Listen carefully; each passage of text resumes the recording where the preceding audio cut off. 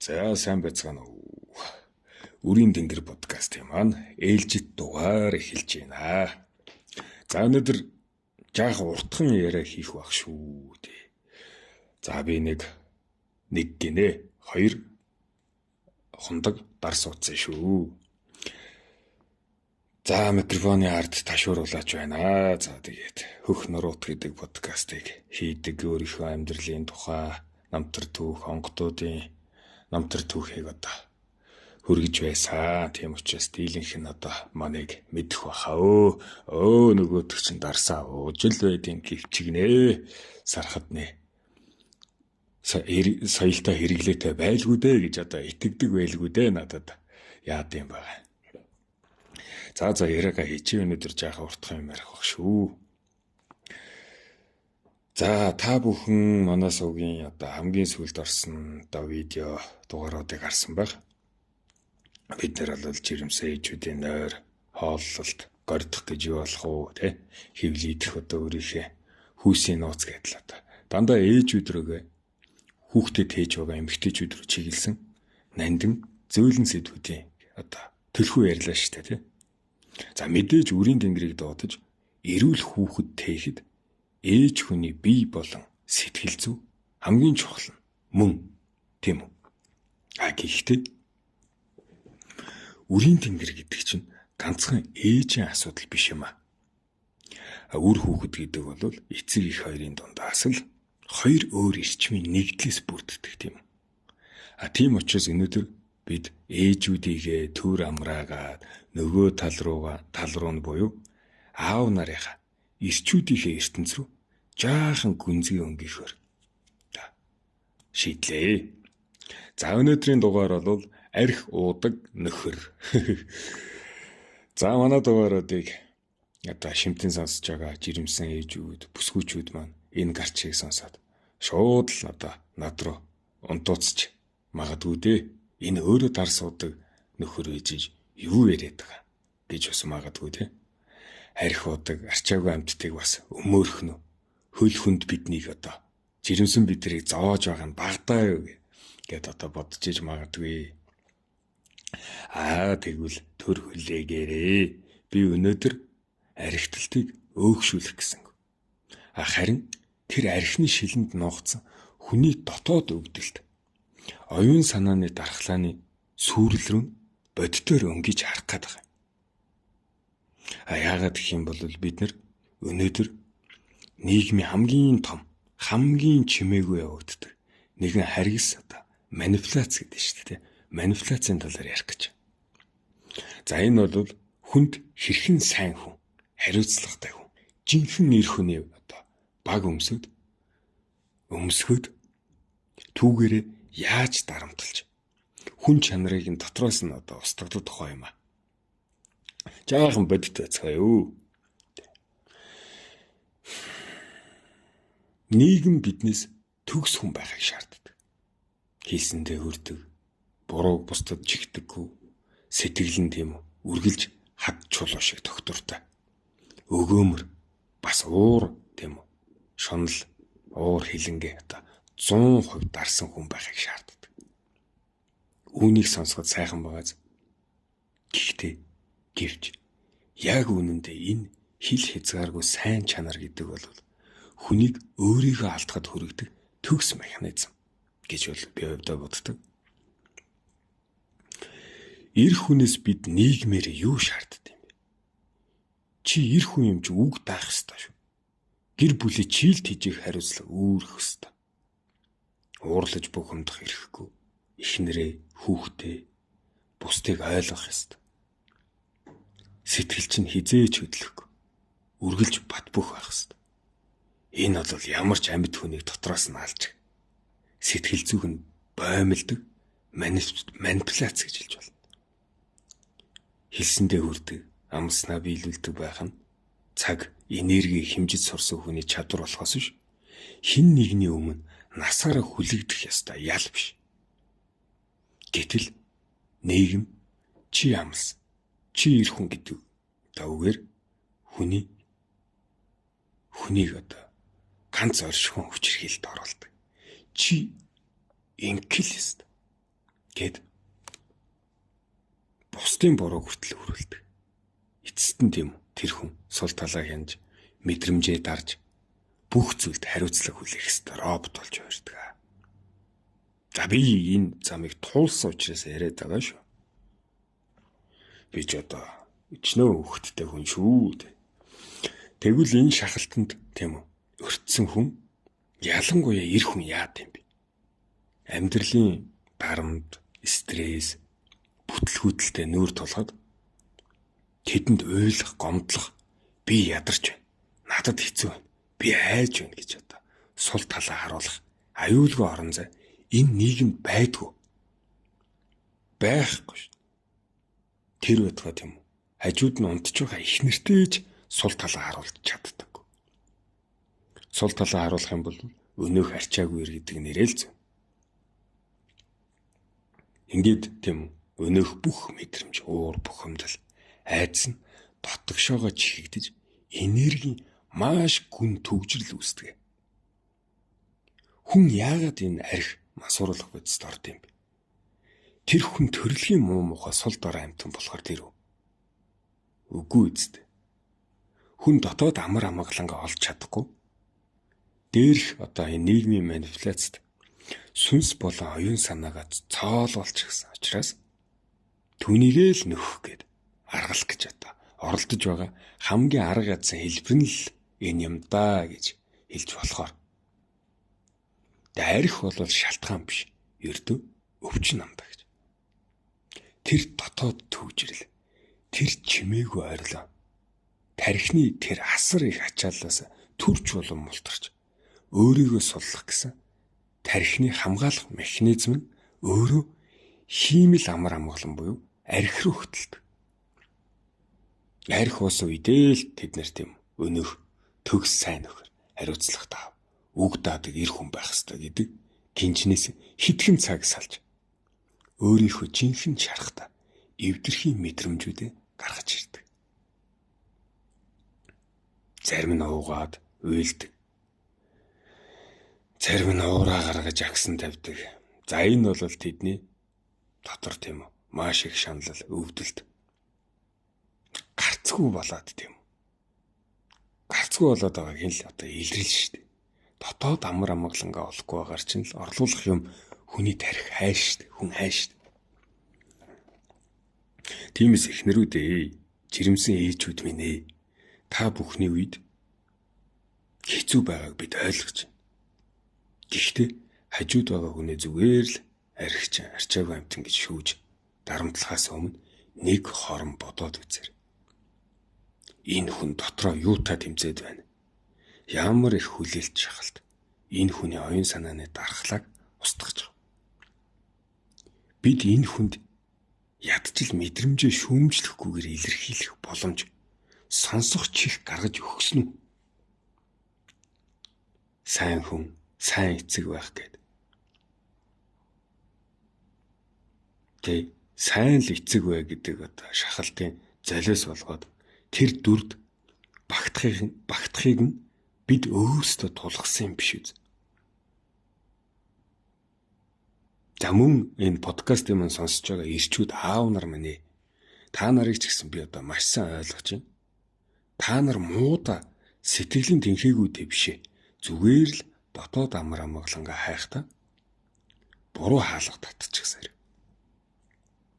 Нийгмийн тэр хуурамч сайн хүний одоо шаардлагад нийцгэж өөрийгөө зовоож өөрийгөө голох хэрэггүй. Энэ манипуляцийн системээс гарцгаая. Бусдын бүтээсэн дүрд багтахгүй байлаа гэд та муу хүн биш штэ. Дотоод амар амгалан гэдэг бол хүн бүрт таалагдсан, үргэлж төвчдөг боол байхыг хэлэв. Харин айцаад аваад ямар ч нөхцөлд алдсан ч, онсон ч өөрийнхөө оршихуд эзэн нь байж чаддаг амьд хүнийг хэлнэ. Өөрийнхөө шарахыг, мэдрэмжийг эрүүлэр гаргаж сурах нь ядчил би ядарч байна гэж үннээ хэлж сурах нь. Тэр лонхноос хайж байгаа тийм үү?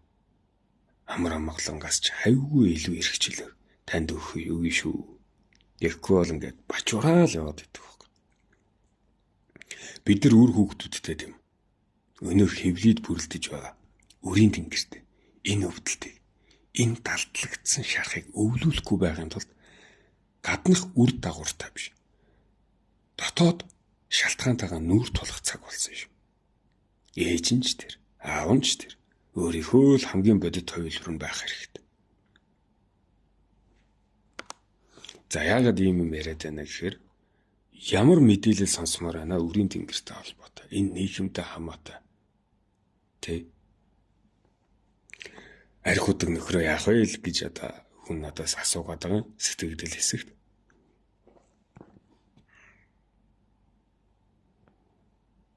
За энэ яриа тийм олон хүнд эмзэг туснаа. Угсаа тусахч боломж ирэмсэн ээжүүд бол магадгүй тийм эмзэг цэгт нь хөрхлөх. Тэгвэл өнөөдөр тэр сэдвийг бас нэг арай өөр өнцгөөс илүү бодит амьдралд ойр тийм яг хөрсөн дээрээс нь үргэлжлүүлээ. За энийг бол би өмнө нь хөвгнөрөт подкастаар бол ярьж исэн.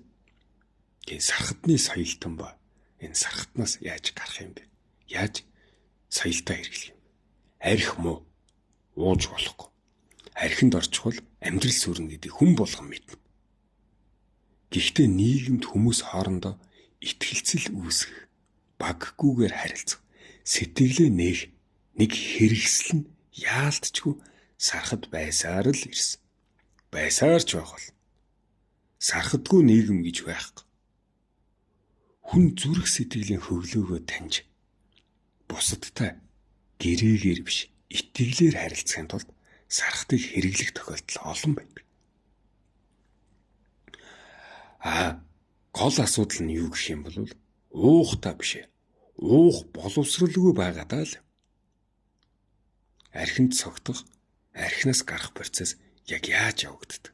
Хүний бие болон сэтгэл зүйд ямар шат дараалалаар нөлөөлдгийг мэдхгүйгээсээ болоод хүмүүс архичин болдог. За өнөөдөр та бүхэн тийм хүний бие физиологи болон сэтгэл зүй сархтыг яаж хүлээж авах? Буцааж гадагшлуулах үйл явц буюу согтолтын 5 мөчлөг, сэхлийн 8 мөчлөг гэд өмнө ярьж исэн та сэдвээ нэг жаахан товчлоод ирчих. Өөр одоо YouTube суугаар ирсэн. За энэ замыг урьдчилаад мэдчих юм бол та архинд хизээж боолчлогдохгүй. Харин сархтын соёлтон болж чадна. За сонирхолтой байвал үргэлжлүүлээ сонсоорой. Тэгээ төгсгөлд нь бол сархатнаас гаргах дом бас зааж өгөө. За согтолтын ийм 5 мөчлөг байдаг. Эхнийх нь нэгдүгürt сэтгэл санаас сэрэгдэг. Эхлээд уухад тархинд тийм үү. Допамин ялгарна. Сэтгэл санаа өөдрөг болно. Бүх зүйл гэрэлтэйл ирдэг.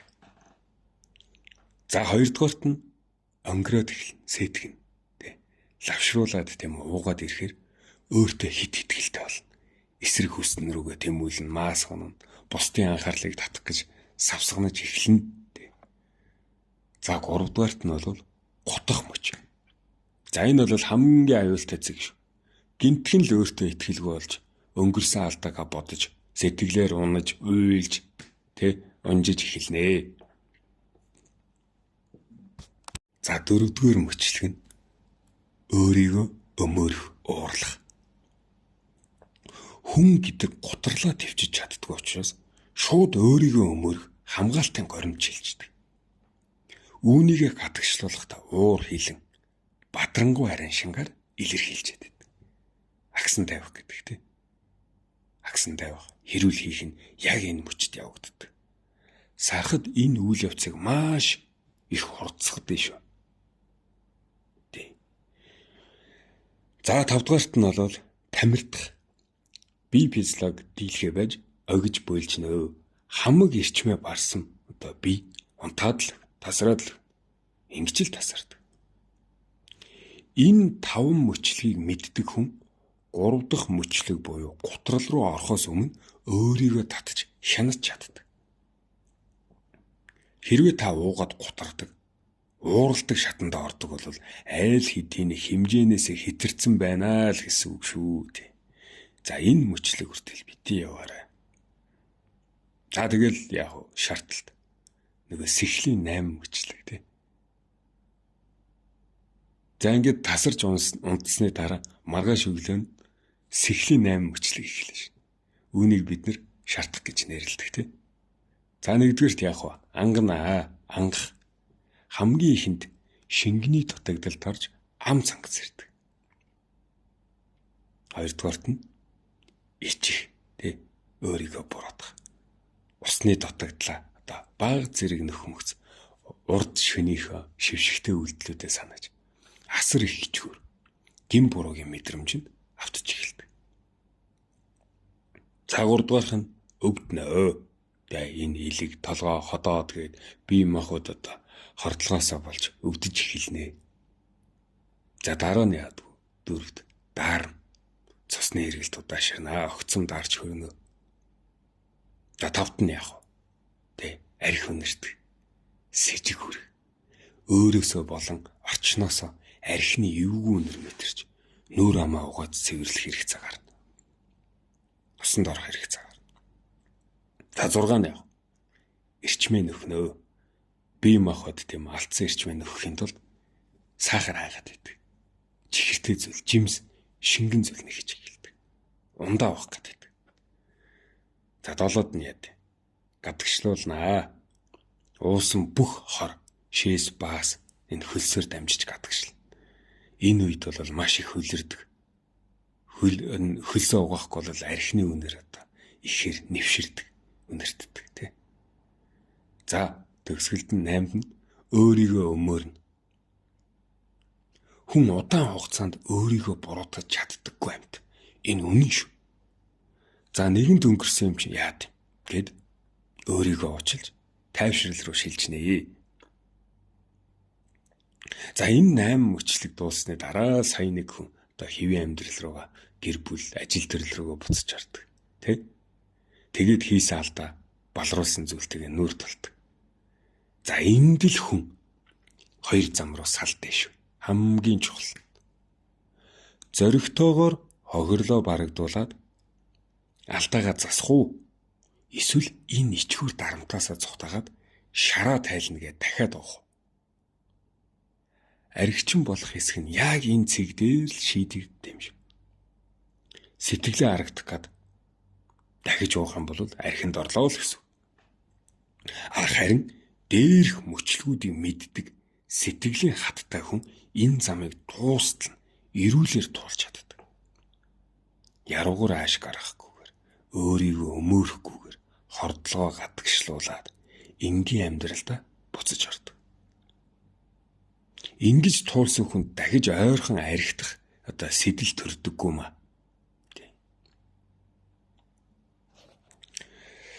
За тэгээд миний хувьд бол сархтыг бүр мөсөн хорж түүнээс айц цухтах нь утгагүй гэж боддог. Би арх уугаад тийм алдаа гаргасан юм чинь дахиж хизээж уухгүй гэдэг бол тэр алдаагаа сэтгэлзэн хувьд давж гарч чадаагүй. Түүнээс айсаар л байгаагийн шинж. Эсвэл надад хэцүү байна гэдэл уугаад байх нь утгагүй. Тэ?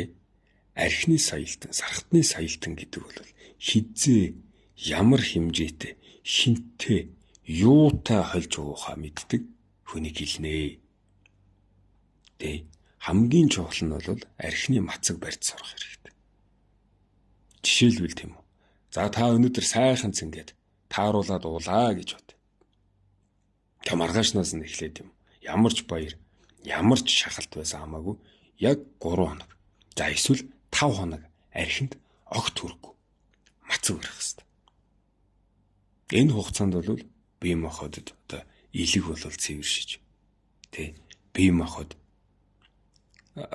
хороо гадагшлуулж амждаг. Үгүй би сархадны мацагтай байгаа гэд бусдад одоо зоригтой хэлж сурах нь таныг бусдад ашиглагдах, шахалтанд орох, цаашлаад архинд донтохоос бүрэн хамгаалнаа. Шарыг архиар тайлахгүй байх нь хамгийн том дархлаа юм шүү. За тэгээд архинд автахгүйгээр хөнгөн байж тэ бусадтай итгэлцлээ бэхжүүлэхдээ сархтыг зөв хэрэгэлж сурцгаая. Сархтыг ууд солиорхыг биш. Сархтаар цэнгэх соёлтой бол. Түгээцгээе. Ингэж ярьж хөвши. Сархадны соёлтой бол гэдэг. Уух боловсралгүй болвол энэ эдээнээс татгалзах нийгмийн дүрмд захирагдсан дээр шүү. За би чинь тэгээд дарс хаяада хуурай дарс тааруулаад тохируулаад соёлтой хэргэлждэг. Энийгээ би болол энээс ч ичхгүй нуухгүй хинээч хажууд уучихдгөө. Тэгээ над дээр ч юм бас энэ ерөн зайран хүмүүстэр нэг их том төөрөгдөлтэй хүмүүс ирдэг. Манай нөхрийг манай хүүг архинаас гаргаад өгөөч. Нэг сайн том хийгээд өгөөч. Хүчтэйх аргалаад өгөөч гойдаг. Тэг. Яг л энэ муудсан машины эд ангийг сальдаг шиг те. Бөөхөн эд чидэр нэг л өдөр тэр хүний цоошин одоо шинэ хүн болгочихно гэж хүлээдэг. Гэ жаахан бодит байцгаа. Тэг. Дарсаа угаад сууж яхад ч одоо тийм хүн хүрээд ирнэ штэ. Тэг. Архины хамаарал гэдэг бол зүгээр нэг муу зуршил биш ээ. Бүр хамааралтай болцсон тийм хүмүүсийг болол байдаг.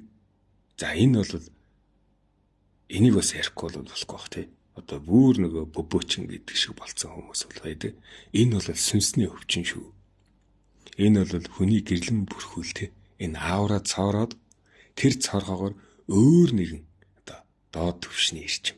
За манайхан бол тэрэн энэ архины див гэж хэлдэг тий. Орж ирээд эзэн суучихсан гэдэг. Гэ архины одоо див энэ архины тэрэн гэж юм. Нийгмийн шахалт сайн хүн, сайн хүний баг дотоод өвдөлтөөсөө болоод хүн мэдрэмжээ тарж дотроо богшуулсаар байгаад сүнснийхээ дархлааг устгадаг тухай бид нэр өмнө ярьсан тий. Яг ингэж хүний эрчим сулрах үед орон зайд хөвж байдаг, архинд донтсон, шунал нь барагдаагүй тэм өхөөрийн сүнснүүд буюу тэрэнгүүд тэр хүний биед наалддаг. Тэр хүн уухгүй байхыг хичээсэн ч өнөөх наалд нь дотроос нь арх нэхэд уурлуулж тархийг нь өдөртөж эхэлдэг. Уух тусам тэр тэрэн тэжээгдэж харин ууж байгаа хүний өөрийнх нь сүлд амьдрах эрчим сорогдож алах болдог. За энэ бол бүр нөгөө нэг архичин болцсон хүнийг хэлээд байгаа шүү дээ тий. Сархатны соёлтой хэрэглээгүй удаан явсны уршихаар бөбөөчин болдгоо. За тэгвэл бөөгийн дом үнийг яаж салгах юм бэ? За энэ бол нэг зүгээр тарин уншаад өнгөрдөг зүйл бол биш. Маш нарийн дөрвөн үе шаттай эрчмийн хагалгаа байдаг. Хагалгаа, эрчмийн хагалгаа. Сайн байгааз. Нэгдүгээрт нь за хамгийн харгас үннийг хэлье. Хэрвээ тэр хүн өөрөө архинаас гарахыг хүсэхгүй байгаа бол эхнэр нь эсвэл ээж нь хүчээр тийм үү чирч авчираад ямар ч агуу тэнгэр онгодоор домнуулаад нэмэргүй. Тэр дон тухайн хүний биед би энд байх эрхтэй гэд эзэн суучихсан байна. Тиймээс дом хийхин өмнө тэр хүн өөрөө тийм би үүнийг салгамаар байна. Би өөрөө өөртөө эзэн болмоор байна гэж одоо сэтгэлээрээ зөвшөөрч дотоод сэжүүрээ гаргаж өгөх ёстой. За түүний дараа бол яг хоёрдугаар шатанд хөөх зан үйл хийнэ. Хүн сэтгэлээ нээсэн үед дом эхэлдэг. Гал, арц, ганга одоо хош модны утаагаар хүний одоо энэ пицэг болон энэ нөгөө аура гэж яриад байгаа гэрлэн биеийг утж ариусгадаг. За энэ нь нөгөө наалдсан хар сүнсний оршин тогтнох таатай орчныг устгаад эрчмийн хувьд одоо шатааж хөөж байгаа хэрэг, задлж байгаа хэрэг. Энэ үед тухайн хүний бие тийм сонирн болоод ойгуулах, чичрэх, уурлах шинж тэмдэг гардаг нь өнөөх зүйл салахгүй гэд тийчилж байгааг илэрлээ. За түүний дараа бол яг 3 дугаар үе шат. За энэ бол яг гол үйл. Наалтсан нөгөө нэг тэр тухайн хүний одоо хооронд үүссэн хар утсыг нэг тийм хар утас одоо эрчмийн холбоос байдаг. Тэрийг тастаж огтолдог. Заримдаа хутгаар, заримдаа хаачаар. За манай хувьд бол ташууруулаач нэрэндээ тохирох хүчтэй эрчмээр ташуурдаж тэр хар холбоосыг тас зөгдөг. Ингэж огтлсноор тэр хүн одоо тэр энгийн нөлөөнөөс бүрэн мултарч арх нэгтэг тэр галзуурал зогсдог. За дараа нь тэгээд нөгөө сүлтийн дууд нь дархлаагийн тогтооно.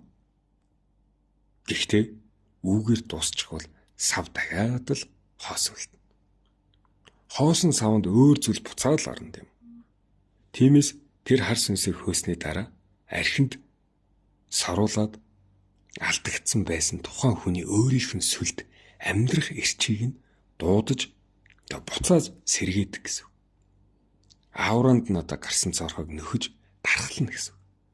За дом ингээл дуусна. За гэхдээ хамгийн чухал зүйлийг би та нарт дахиад нэг аминчлан цаг. Дом гэдэг бол хүнийг цоо шинээр одоо төхөөрөмжлөд бүхнийг 100% шийдчихэж байгаа хэрэг биш ээ.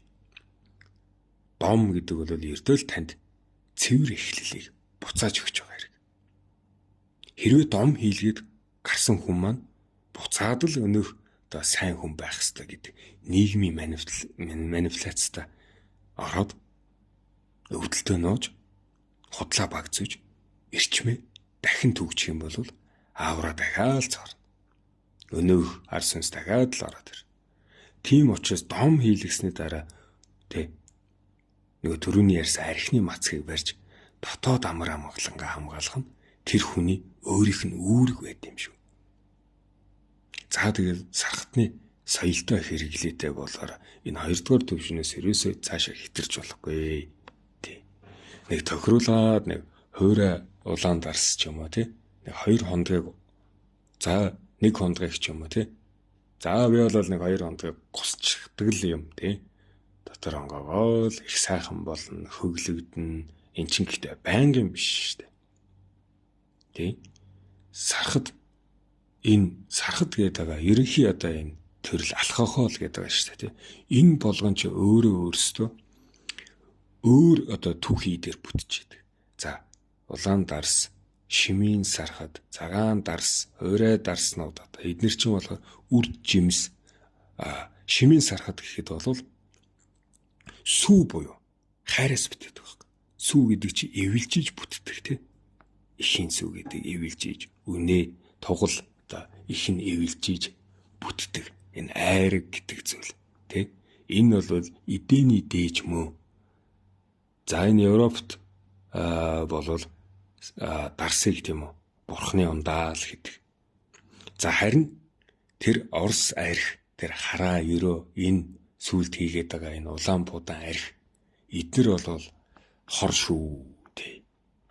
За энийг бол би бол ашигладаг. Гэхдээ хоёгаа ундаалах, эрчим задлах, бохирдол цэвэрлэх, ариутгах ийм байдлаар л тэр хараа ерөө гэдэг хатуу арх хэрэглэнэ гэхээс биш ууж хэрэглэхгүй.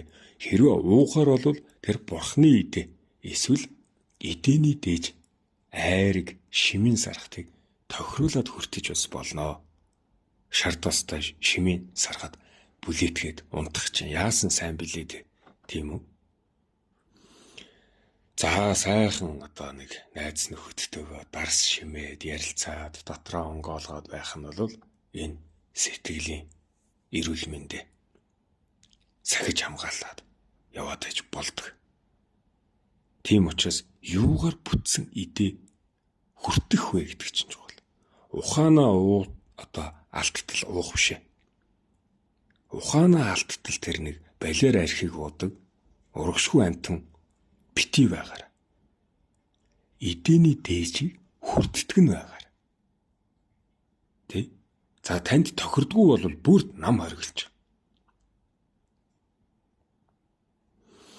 За тэгээд өрийн дэнгэрээ дуудаж өөрөө тумдаа цэвэр өв үлдэхийг үлдэхийг хүсэж байгаа бол эхлээд өөрийнхөө сүлдийг бүтэн байлгах хэрэгтэй шүү. Жирэмсэн эхчүүд минь ээ хориотой шүү. Хүмүүсийн дунд заавас нэг тийм яриад. Би жирэмсэн бахта уусаар агаал төрцөн. Эн чинь за тань дээр яг тэр хохирол нь болоогүй байж болно. Өөр тохирохгүй хүн байгаад байгаа шүү дээ. Тийм учраас ээжүүд минь, аауд минь бити дэгж жирэмсэн эмэгтэйг уулгаж одоо бас бус жирэмсэн эмэгтэйчүүд зүгээр шүү дээ. Би одоо уудаг л байсан шүү дээ жирэмсэн бахтаа гэд. Тим зөвлөгөө битээ өгч яваарэ. Гэ энэ бол маш аюултай шүү. Энэ Европод хүртэл одоо тэр мөнхийн тарсаа ууж идэв шүү дээ. Ресторанда ороод жирэмсэн ээжүүд хүртэл уудаг муудаг гэдэг яриа байгаад идэв. Одоо тэд нар чинь болцсон шүү хортой гэдгийг мэдээд яагаад вэ гэхээр яагаад тэр Европ эмэгтэйчүүд, Итали эмэгтэйчүүд тэр тарс ууж болоод идэг вэ гэхээр яг тэр уураг өөхтөс шимт хичээлүүдээ зөв одоо аваад шимт хичээллэг хоолоо маш сайн зажилж идээд түүнийхээ араас нэг тал хундаг дарсал уудаг байхгүй. Түүнээс биш манайхан бол бас хэтрүүлчих гээд байдсан шүү дээ. Тийм учраас жирэмсэн үед бол сархтыг оргилноо. Тийм. За тэгээ сархтны соёлтой байгаараа ирчүүд винэ. Гэлалаа. Өрийн тэнгэр подкастыг сонссонд баярлалаа. Дотоод ирчмээ дархлаатай байлгаарай. За баярлалаа.